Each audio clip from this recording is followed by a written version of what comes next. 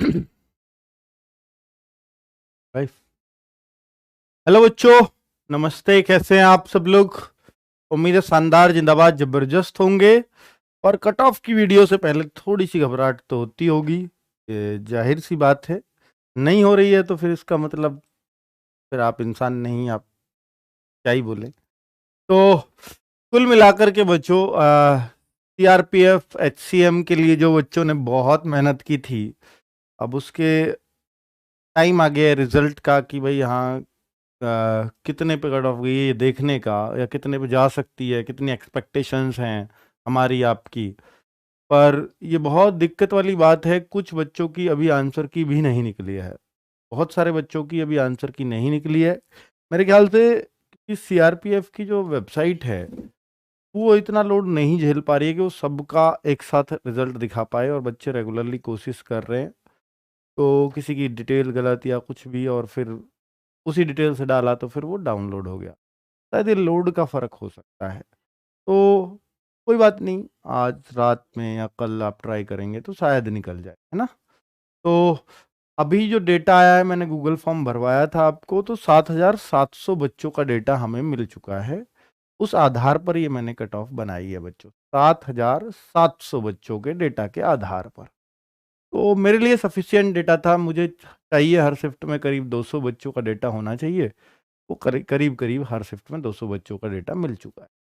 ठीक है, तो उस हिसाब से मैंने ये कट ऑफ तैयार की है। जिनका बाकी का नहीं हुआ है, नहीं होगा मेरी कट ऑफ के हिसाब से, तो मैं तो ये कहूँगा कि टाइपिंग की तैयारी करते रहें। यहाँ काम नहीं आएगी तो कहीं और आ जाएगी। पर ये सब अनुमान होते हैं बच्चों, अनुमान के आधार पर ही सारी बातें करता हूँ। लेकिन जो हमारा अनुमान है वो थोड़ा डेटा पे आधारित होता है बस। ठीक है, चलो पहले तो थोड़ा सा आपको ये गाइड करूंगा कि जो आपका नोटिफिकेशन है वो ये कहता है कि भाई आपका जो स्किल टेस्ट होने वाला है इसके बाद, यानी पहला स्टेप आपका एग्जाम जो हो चुका है, दूसरा स्टेप आपका स्किल टेस्ट होगा, तीसरा स्टेप आपका पीएसटी होगा। यानी पीएसटी स्किल टेस्ट के बाद है, जो नोटिफिकेशन कहता है। फिर इसके बाद आपका मेडिकल या डॉक्यूमेंट वेरिफिकेशन, जो भी आप कहते हैं, मेडिकल एंड डीवी, ये यहाँ होगा। ठीक है, बाकी कट ऑफ कितनी बार लगेगी, जैसा अभी देखने में आया है पिछली बार के हिसाब से, तो शायद इस बार ऐसा नहीं होगा। मैं पिछली बार का हिसाब भी आपको बता दूं। पिछली बार तो जिन लोगों ने एग्जाम में 40% और 35%, यानी ओबीसी यूआर कैटेगरी के ये, और ओबीसी, एससी, एसटी, उन सब के लिए ये कट ऑफ थी फाइनल। ठीक है, फाइनल मतलब स्किल टेस्ट के लिए। तो जिनमें करीब, जैसा सुनने में आ रहा है, क्योंकि पुराना डेटा तो बच्चों अभी किसी के पास भी नहीं है, 2 लाख बच्चों ने करीब स्किल टेस्ट दिया था या टाइपिंग टेस्ट दिया था पिछली बार। ठीक है, तो अब इसका मतलब फिर तो उन्होंने कोई गुने उने करके बच्चे नहीं लगाए, सबको स्किल टेस्ट करा दिया जो इतने मार्क्स लेकर के आए। और पिछली बार तो पेपर बहुत आसान था, इतने बहुत सारे बच्चे ले आए, इसलिए स्किल टेस्ट बहुत सारों का हुआ, ऐसा सुनने में आया है। ठीक है, इस बार भी क्या ऐसा ही होगा? नहीं, इस बार पहले से हो शायद 3 गुना ज्यादा फॉर्म है, और 3 गुना ज्यादा फॉर्म है। अगर ऐसे कर दिया तो बहुत सारे बच्चे स्किल टेस्ट के लिए चले जाएंगे। इतनी व्यवस्था सीआरपीएफ के पास नहीं होगी। तो मेरे ख्याल से यहाँ जरूर एक क्राइटेरिया तय होगा कि 15 गुना पास करें या 20 गुना पास करें, वो एक बाद की बात है। ठीक है बच्चों, तो कुल मिलाकर के ये डाउट क्लियर होना भी बहुत जरूरी है। दूसरा ये बता दूं बेटा, मैं आज एचसीएम की बात कर रहा हूं। जो स्टेनो वाले बच्चे हैं उनको पता होगा कि उनकी 80 वर्ड पर मिनट की स्पीड चाहिए, और उसके बाद 50 मिनट में उनको वो टाइप करने पड़ेंगे, और हिंदी का जो है वो 65 मिनट में टाइप उनको करना पड़ेगा। ठीक है, ये तो एएसआई की, यानी आपको वो डिक्टेशन देंगे, जो 10 मिनट का डिक्टेशन होगा उसमें वो 80 वर्ड पर मिनट के हिसाब से स्पीड से बोलेंगे, फिर वो आपको उन्हें टाइप करके देना है, 50 मिनट में इंग्लिश का और 65 मिनट में हिंदी का। ये क्लियर है? कोई सा एक इनमें से आपको। अब टाइपिंग एचसीएम वालों की बात बता देता हूं। ये तो मैंने बता दी स्टेनो वालों की बात, एएसआई जो बनेंगे। अब एचसीएम की बात करता हूं, तो एचसीएम वालों को या तो हिंदी की टाइपिंग देनी है या इंग्लिश की टाइपिंग देनी है। अब जो इंग्लिश की टाइपिंग देंगे वो 35 WPM की स्पीड होनी चाहिए, और जो ये तो इंग्लिश की है, और जो हिंदी की टाइपिंग देंगे वो 30 WPM की स्पीड होनी चाहिए, हिंदी की टाइपिंग। ये वर्ड्स, अब देखिए ये टाइपिंग का जो टेस्ट है ये आपको 10 मिनट का मिलेगा। टाइपिंग का जो टेस्ट है ये आपको 10 मिनट का टाइम मिलेगा। वहां 10 मिनट में आपको 35 वर्ड नहीं दबाने, 350 वर्ड दबाने हैं, यहां 300 वर्ड दबाने हैं। अब यहां पर क्या है बच्चों, एक कंडीशन और कि भाई देखिए, क्या हमें एग्जैक्ट 350 वर्ड मिलेंगे या 300 वर्ड्स मिलेंगे? नहीं, आपको वर्ड्स ज्यादा मिलेंगे, 300 350 से ज्यादा वर्ड्स आपको मिलेंगे। तो सर क्यों ज्यादा क्यों मिलेंगे, ये आगे का कंसर्न मैं आपको बता दूंगा बच्चों। एक तो इसमें यह है कि 5% गलतियां माफ हैं, गलती माफ, सभी कैटेगरी के लिए यही दिया है, 5% गलती माफ हो जाएंगी, यानी 5% की गलतियों को कोई नहीं देखेगा। यानी अगर आपने 400 वर्ड्स दबाए, उनमें आपने ये 400 450 भी नहीं, मतलब ये 350 में से ही आप 5% गलत कर गए, 350 में से आप 5% वर्ड्स को गलत कर गए, तो इसका मतलब कितने वर्ड्स हो जाएंगे? 5% का मतलब है 20 0 17.5 वर्ड्स, यानी 17-18 वर्ड्स की तो इन्होंने छूट दे रखी है कि आप 350 में भी गलत कर सकते हो, हम आपका कोई मार्क्स नहीं काटेंगे। लेकिन इससे ऊपर अगर आप गलती करते हो तो आपकी एक गलती आपके 10 वर्ड्स कम करेगी सीधा, ठीक है? आपकी एक गलती आपके 10 वर्ड्स खा के जाएगी और फिर आप डिस्क्वालीफाई हो जाओगे। 400 वर्ड्स है, कोई बात नहीं, फिर आपने इतने से भी ज्यादा गलती कर दी, चल जाएगा, 400 वर्ड्स में कर दी तो। लेकिन अगर आप 350 ही टाइप कर पाए और आपने 17-18 से ज्यादा गलतियां कर दी, तो फिर आप डिस्क्वालीफाई हो जाओगे। इतनी गलतियां माफ हैं। बैक स्पेस होगा या नहीं होगा, पिछली बार नहीं था, इस बार बैक स्पेस होगा या नहीं होगा, इस बात की क्लैरिटी नहीं दी जा सकती अभी, ऐसा इन्होंने कुछ भी नहीं लिखा है, ठीक है? हिंदी की जो टाइपिंग होगी वो मंगल फॉन्ट पर होगी, मंगल फॉन्ट हिंदी पे लिए, ठीक है? हिंदी के लिए मंगल फॉन्ट चलेगा भाई, कीर्तिदेव नहीं है। हाँ, दूसरा, एक वो जो मैं आपको बोल रहा था कि इनकी जो कंडीशन है कंप्यूटर बेस्ड टेस्ट की, 40% जनरल के लिए, ईडब्ल्यूएस ओबीसी एससी एसटी के लिए 35% की कंडीशन है। पिछली बार सबको पास कर लिया, वो अलग बात है। इस बार मुझे ऐसा लगता है पर्सनली कि पीएसटी के स्किल टेस्ट के लिए कट ऑफ जाने वाला है। वो कितने गुना बच्चों पर जाएगा इस बात को कह पाना मुश्किल है अभी, क्योंकि ऐसा नोटिफिकेशन में नहीं दिया है। पर जिस तरह से बच्चे सीआरपीएफ की कट ऑफ, सीआरपीएफ की टाइपिंग हार्ड बताते हैं, जैसे पिछली बार बहुत कम बच्चे पास हो पाए थे, इतने लोगों से टाइपिंग दी थी, बहुत कम बच्चे, पूरे 120 में से एक बच्चे का मतलब नहीं आ पा रहा था, 20 में से एक बच्चा भी पास नहीं हो रहा था, 100 में से 5 बच्चे भी टाइपिंग पास नहीं कर रहे थे। उसका कारण था बैक स्पेस नहीं था, गलतियां ज्यादा हो रही थी बच्चों, ठीक है? और टाइपिंग के लिए एक मतलब बहुत शॉर्ट नोटिस पर टाइपिंग भी हो गई थी, तो ये बहुत सारे कारण रहे थे। खैर छोड़िए, अब यहां पे बता दिया है कि पहले तो आपको कंप्यूटर टेस्ट में शॉर्ट लिस्ट किया जाएगा, यानी एक कट ऑफ लगेगी। उसके बाद skill test are mandatory but qualifying in nature. Skill test आपका मैंडेटरी है, सभी को देना है, लेकिन क्वालिफाइंग होगा, इसका कोई मार्क्स नहीं है। तीसरा पॉइंट उन्होंने दे रखा है, only those candidates who qualified in CBT यानी एग्जाम जो है computer based will be allowed to appear skill test, ठीक है? यहां इस लाइन से ऐसा लगता है कि ये कहीं ऐसा ना हो, क्योंकि क्वालिफाइंग इन्होंने ये बता दिया, पर एक बात लिख दी है, मिनिमम क्वालिफाइंग है। मिनिमम क्वालिफाइंग मतलब इससे नीचे नहीं जाएगी स्किल टेस्ट की कट ऑफ, इससे ऊपर कुछ भी जा सकती है जब ये मिनिमम बोला है तो, ठीक है?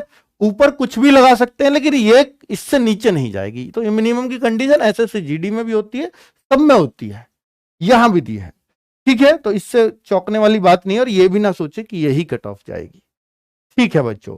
तो आगे PST are mandatory but qualifying in nature, PST भी होगा, इसके बाद वो अब देखिए, जो लोग भी यहां पर मैं बोलूं इसमें कट ऑफ में आएंगे, उन सबका स्किल टेस्ट जो भी पास करेगा इनके अकॉर्डिंग 35 WPM जिसकी भी आ जाएगी, गलतियों के साथ भी 5%, उन सबको पीएसटी करा जाएगा, वहां कोई कट ऑफ नहीं लगेगी। यानी एक कट ऑफ तो आपकी अभी लग जाएगी, अभी लग जाएगी एग्जाम के बाद, और एक कट ऑफ आपकी लगेगी, मेडिकल भी उन सब बच्चों का कराया जाएगा जिनका पीएसटी हो जाएगा। अब एक कट ऑफ उन बच्चों की लगेगी फाइनल कट ऑफ, यानी दो कट ऑफ यहां पर लगनी है। ठीक है बच्चों, चलिए, तो ये रहा पूरा, मैंने आपको नोटिफिकेशन से पढ़ के बताया है। अब हम जान लेते हैं कितने नॉर्मलाइजेशन में कितने किसके किस शिफ्ट में फायदा हो रहा है। तो बच्चों, ये मैं कौन हूं तय करने वाला कि कौन सी शिफ्ट आसान है कौन सी मुश्किल है, ये मैं हो ही नहीं सकता इस बात को तय करने वाला। इस बात को तय किया है आप बच्चों ने, आपके गूगल डेटा ने, ठीक है, जो गूगल फॉर्म हमने भरवाया था। तो 22 फरवरी की जो शिफ्ट है, सबसे पहला जो एग्जाम है शिफ्ट 1, इसमें 51.8 का एवरेज आया है, और यहां 841 बच्चों ने ये हमें डेटा दिया है। तो यहां देखने से लगता है कि भाई 51 नंबर बच्चे इसमें इस शिफ्ट में लेकर के आए हैं, तो इसका मतलब है ये शिफ्ट थोड़ी सी आसान रही होगी। लेकिन पहले दिन की शिफ्ट बच्चों, पहली जो शिफ्ट होती है वो कभी भी नॉर्मलाइजेशन में उसमें नुकसान नहीं हो सकता, ये ध्यान रखना, वो हमेशा फायदा देके जाती है, और जितना हम फायदा का अंदाजा लगाते हैं उससे ज्यादा दे करके जाती है। इसका एक कारण ये भी है कि इन बच्चों को बिल्कुल ये बात बिल्कुल नहीं पता थी, मैं तो पूरे 22 तारीख के बच्चों को कहूंगा कि इनको बिल्कुल भी आइडिया नहीं था कि पेपर पार्ट वाइज सबमिट करना है। यानी पहले मैथ सबमिट होगा तब रीजनिंग पे जाया जा सकता है, रीजनिंग सबमिट होगी तब जीएस पे जाया जा सकता है। ये तो बेचारे एसएससी जीडी की तरह कर रहे थे, लेकिन यहां इस बात ने सबको चौंका दिया था, और उस दिन बच्चे बहुत परेशान होकर के आए थे। ठीक है, 22 तारीख के बच्चे वाकई बहुत परेशान हुए हैं। मेरे ख्याल से जितना नॉर्मलाइजेशन ये दिख रहा है, इससे ज्यादा ही नॉर्मलाइजेशन आपको मिलना चाहिए। ठीक है बच्चों, आगे देखते हैं। और नॉर्मलाइजेशन होगा, जी हाँ, लिखा हुआ है नोटिफिकेशन, नॉर्मलाइजेशन होगा। 23 तारीख की जो शिफ्ट है उनमें एवरेज ये चल रहा है, इनमें भी नॉर्मलाइजेशन ये है। अब जैसे जिस शिफ्ट का एवरेज इतना कम है, इससे ये पता लगता है, देखिए 47 का ही एवरेज है, 45 का ही एवरेज है, यानी इन शिफ्टों में बच्चों के इतने कम मार्क्स हो रहे हैं, इसका मतलब ये है कि इनको नॉर्मलाइजेशन में बहुत फायदा होने वाला है। ठीक है, आगे देखें, 24 तारीख की जो शिफ्ट 1 है उसका 50.6 एवरेज है, तो उनको नॉर्मलाइजेशन में इतना फायदा हो रहा है। ये नंबर ऑफ स्टूडेंट, यानी किस शिफ्ट में कितना डेटा हमें मिला है। 24 तारीख की सेकंड शिफ्ट का ये एवरेज है, इनको इतना फायदा हो जाना चाहिए, और 24 तारीख की थर्ड शिफ्ट का ये है, इनको इतना फायदा हो जाना चाहिए। देखिए बच्चों, ऐसा हो सकता है कि जो मैं ये फायदा बता रहा हूं इसमें 19-20 का वहां फर्क मिले, क्योंकि प्लस माइनस भी कर सकते हैं नंबर, यानी नेगेटिव और पॉजिटिव। जब भी उन्होंने प्लस माइनस का रूल लगाया, यानी कुछ के पॉजिटिव कुछ के नेगेटिव, तो फिर ये नंबर बदलेगा। यानी जो 9, 9.5 दिख रहा है वो 4.5, 5 पे आ जाएगा, और जो 3, 4 नंबर दिख रहा है वो 2 तक आ सकता है। फिर जिन में हम 1, 2 देख रहे हैं, तो हो सकता है ये घट जाए या नेगेटिव में चले जाए। ठीक है, अगर उन्होंने माइनस वाला रूल भी लगाया तो। पर बच्चों, ये जरूर है कि जिस शिफ्ट में मैं आपको सबसे ज्यादा फायदा बता रहा हूं उसमें सबसे ज्यादा ही होगा, और जिसमें सबसे कम बता रहा हूं, जिनमें कम बता रहा हूं, उनमें माइनस में भी जा सकते हैं, या उनमें कम तो फायदा होगा ही होगा। अगर सबको फायदा किया इन्होंने तो फिर उनमें कम फायदा होगा।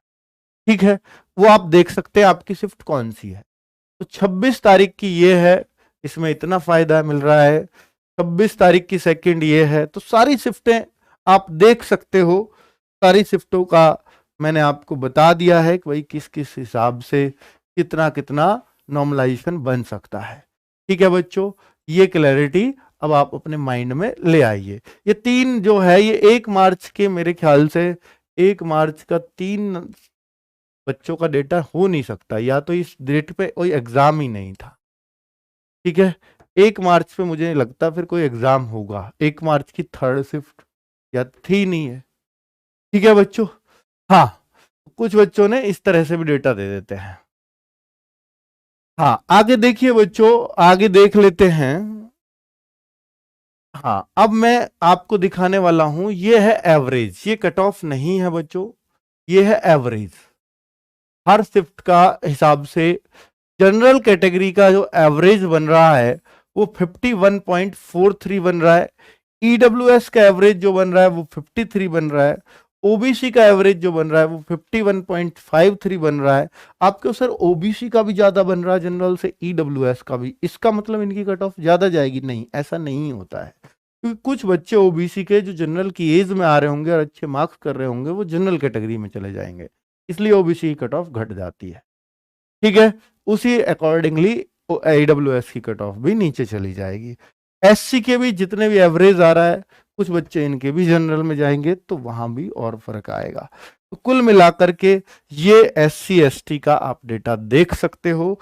मेल फीमेल की कोई भी कट ऑफ अलग नहीं लगेगी, मेल फीमेल की कट ऑफ अलग नहीं होगी, कंबाइंड कट ऑफ आएगी। ठीक है, अब हम देख लेते हैं बच्चों कि कट ऑफ जो मेरे अकॉर्डिंग जा रही है वो मुझे नहीं लगता कि एएसआई की बहुत ज्यादा फर्क रहेगा, पर मैं फिलहाल जो है एचसीएम के हिसाब से लगा रहा हूं, हो सकता है एएसआई की अलग लग जाए। ठीक है, जिस तरह से मुझे लगता है भाई स्किल टेस्ट या पीएसटी के लिए ये कट ऑफ जानी चाहिए। जनरल के लिए 55 से 58 और विद नॉर्मलाइजेशन मार्क्स के साथ है ये, यानी जब नॉर्मलाइज्ड हो जाएंगे आपके मार्क्स तो इतना जाना ही चाहिए। ईडब्ल्यूएस, ओबीसी, एससी, एसटी, ये आप कट ऑफ देख सकते हो, डेटा ही बता रहा है। डेटा आप गलत दोगे तो ये चीजें गलत निकल के आएंगी, आप सही डेटा देंगे तो ये सही निकल के आएंगी। ठीक है, final cut off EWS, OBC, SC, ST ये आप देख सकते हो। ये मेरा अनुमान है इस डेटा के आधार पर जो आपने हम लोगों को दिया है। उम्मीद है कि आप जो इस डेटा से चाहते होगे, जो आपने हमें दिया है नॉर्मलाइजेशन और कट ऑफ के लिए, तो उम्मीद है कि आपको क्लैरिटी आ गई होगी जिस वजह से वीडियो देखने आए होंगे। तो फाइनल सर, ये फाइनल जो है, देखिए बच्चों ये अनुमान है, ऐसा ना सोचे कि यार मेरे ना 65 ही नंबर है जनरल में, हो सकता है अभी आपको नॉर्मलाइजेशन मिले, 65 ही नंबर हैं और मैं जो है क्यों टाइपिंग करूं? बच्चों मैंने बोला अनुमान है, आप टाइपिंग जरूर करिए। ठीक है, अभी नॉर्मलाइजेशन का भी नहीं पता कितना मिलेगा, कैसे मिलेगा। ठीक है, तो आप अपनी तैयारी करते रहिए बच्चों, और उम्मीद है कि आप बेहतर रिजल्ट खुद को देते रहेंगे। धन्यवाद, नमस्कार। और हाँ, ये स्टेट वाइज कट ऑफ नहीं है कि बंगाल का अलग बताओ या बिहार का अलग बताओ, यूपी का अलग बताओ, ये कंबाइंड कट ऑफ लगेगा ऑल इंडिया बेसिस। ठीक है, चलिए।